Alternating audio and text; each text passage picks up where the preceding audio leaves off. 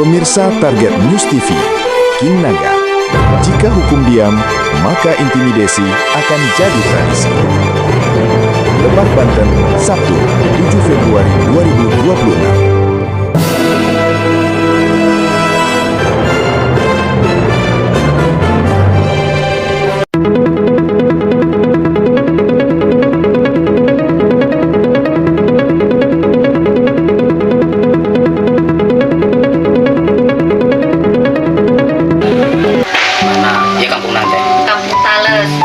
RT seberapa? RT 5 RW 1. Terus kita dapat bantuan apa aja gitu? Bantuan dapat BLT Kesra, BIP, PKH. Nah, terkait BPNT-nya, BPNT bantuan bisa prak menang sampai kaya. Proses kronologi seperti kumaha? Uang Ya, maksudnya mencairkan sendiri apa kumaha? enggak dianterin. Dianterin. Iya. Oh, Ketua iya nah.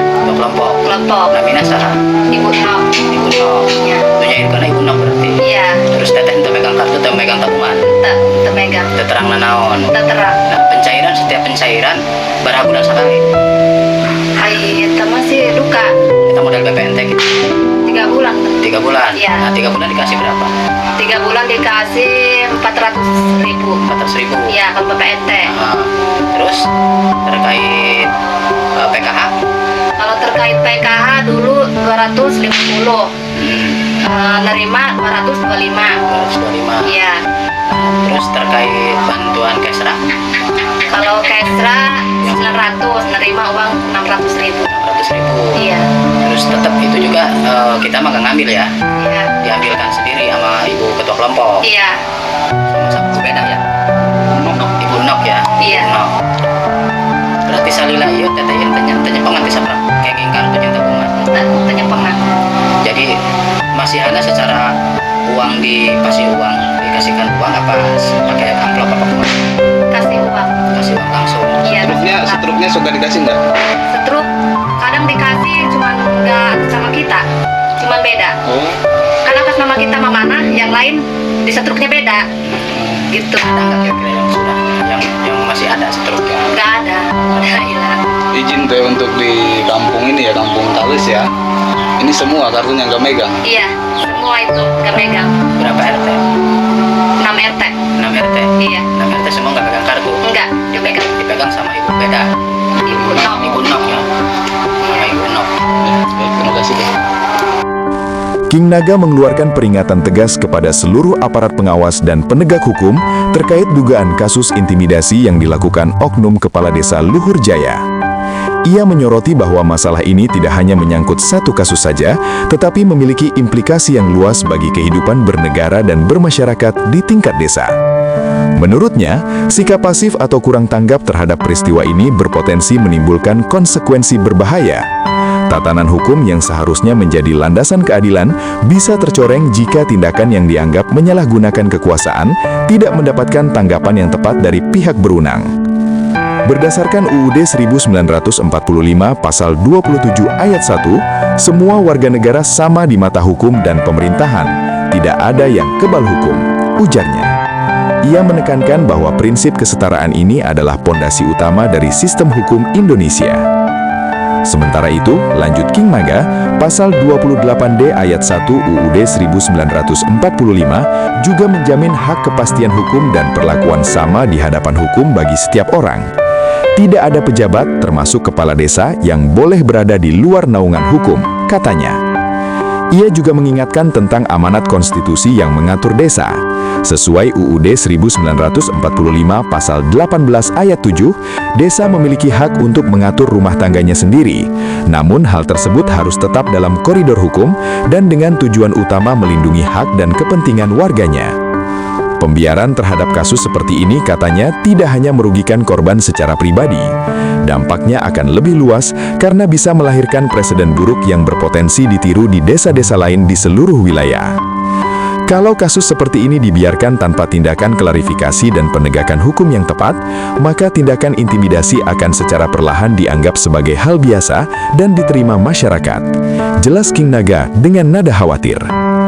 Akibatnya, lanjutnya, para kepala desa di berbagai tempat akan merasa seolah-olah mereka kebal hukum, sementara rakyat akan semakin terjebak dalam rasa takut dan tidak berdaya untuk menyuarakan hak-haknya, sehingga menghambat perkembangan demokrasi di tingkat akar rumput. Dari sisi pidana, King Naga menjelaskan bahwa dugaan intimidasi dapat dikenai sanksi sesuai peraturan yang berlaku. KUHP pasal 335 mengatur bahwa setiap orang yang dengan sengaja dan tanpa hak mengancam orang lain dengan kekerasan dapat dihukum penjara paling lama 1 tahun 4 bulan atau denda. Jika tindakan tersebut dianggap sebagai penghasutan yang dapat mengganggu ketertiban masyarakat, bisa juga merujuk pada KUHP pasal 160. Ketentuan ini dapat mengakibatkan pidana hingga 6 tahun penjara, tergantung pada dampak yang ditimbulkan. Selain aspek pidana, ia juga menyebutkan peraturan yang mengatur perilaku pejabat publik. Dalam UU Nomor 25 Tahun 2009 tentang Pelayanan Publik, jelas tertulis bahwa pejabat publik wajib bersikap ramah, terbuka, dan tidak diskriminatif terhadap setiap warga negara. Sikap arogan dan menindas yang terjadi jelas melanggar ketentuan ini. Selain itu, King Naga juga mendesak beberapa institusi terkait untuk segera mengambil langkah konkret.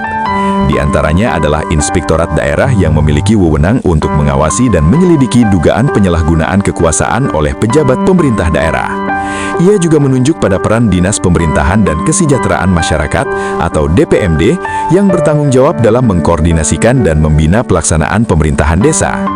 Institusi ini harus aktif dalam menindaklanjuti kasus ini dan memastikan bahwa pemerintahan desa berjalan sesuai aturan. Tidak hanya itu, King Naga juga menyampaikan bahwa seluruh jajaran aparat penegak hukum harus terlibat secara penuh, mulai dari kepolisian yang bertugas menyelidiki dugaan pelanggaran hukum hingga kejaksaan yang akan menangani proses peradilan jika ditemukan unsur pelanggaran.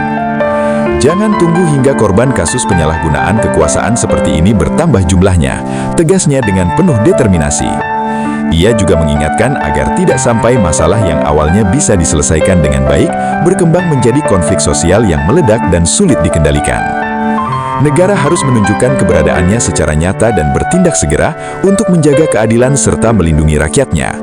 Hanya dengan demikian, kita bisa mencegah agar intimidasi tidak menjadi tradisi yang merusak tatanan masyarakat kita.